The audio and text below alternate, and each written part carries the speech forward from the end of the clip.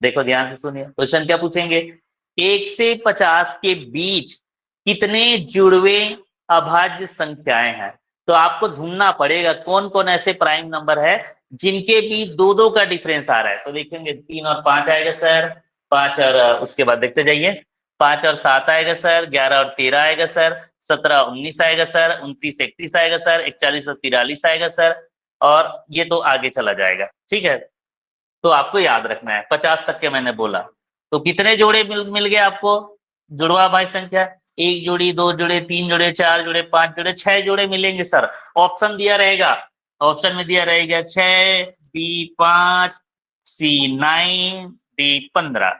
Question क्या रहेगा, question ये रहेगा कि 1 से 50 के बीच ऐसे कितने जुड़वे अभाज्य संख्याएं है, ऐसे दिया रहेगा।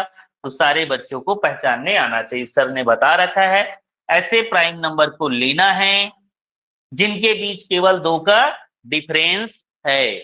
समझ आ गया, जिनके बीच केवल 2 का डिफरेंस है। मैं क्वेश्चन कराऊंगा, होमवर्क में आप लोग बनाकर भेजना,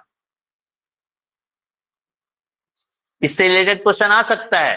समझ आया, क्या आएगा कि 1 और 50 के बीच की संख्याओं में कितने जुड़वे अभाज्य संख्याएं हैं।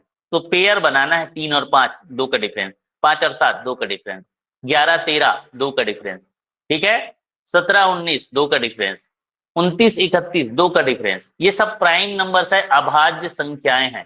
इसमें केवल अभाज्य लेना है, उसमें अभाज्य नहीं लोगे तो दूसरा नंबर ले लोगे, भाज्य ले लो या सम संख्या ले लो, कोई दिक्कत नहीं उसमें। इसमें को प्राइम नंबर में जोड़े बनाते समय उसमें क्या है, दो संख्याओं का एचसीएफ 1 होना चाहिए। मतलब दो संख्या लेना, दोनों एक ही से पूरी तरह डिवाइड होना चाहिए, किसी और से ना जाए, तो उसका अभाज्य संख्या कहलाती है। सभी बच्चों को दोनों समझ आया कि नहीं आया, हैंड रेस करके बताइए जल्दी।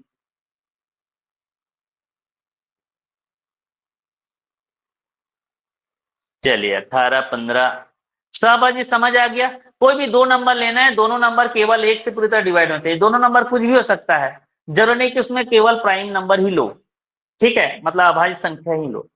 और ट्वीन में दोनों अभाज्य होना चाहिए, दोनों के बीच 2 का डिफरेंस होना चाहिए, तो कहलाता है जुड़वा अभाज्य संख्याएं।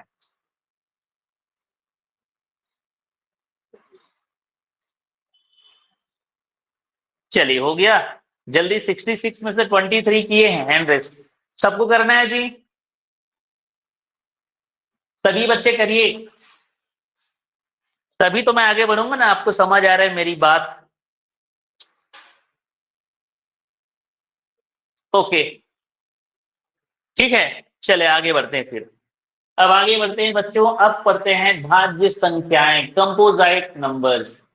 भाज्य संख्याएं, कंपोजाइट नंबर्स। देखिए आपने अभाज्य के डिफिनेशन क्या पढ़े, आपने ये पढ़े हैं कि सर ऐसी संख्याएं जो केवल एक से और स्वयं से पूरी तरह डिवाइड होती है वो कहलाती है, क्या कहलाती है, अभाज्य संख्याएं। आपने पढ़ रखा है। अभाज्य में कैसे रहेगा, ऐसी संख्याएं जो एक से, स्वयं से तथा किसी अन्य संख्याओं से पूरी तरह डिवाइड होती है।